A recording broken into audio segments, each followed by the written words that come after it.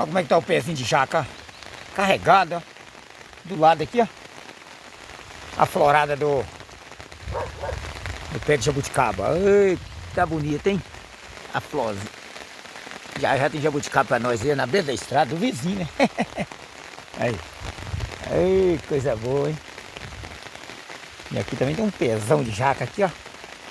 Como é que tá carregado. Tá bonito, viu? Quem gosta de jaca, coisa melhor não, né? Tirar até uma foto com ele, ó. A sombrinha. Bom demais, né?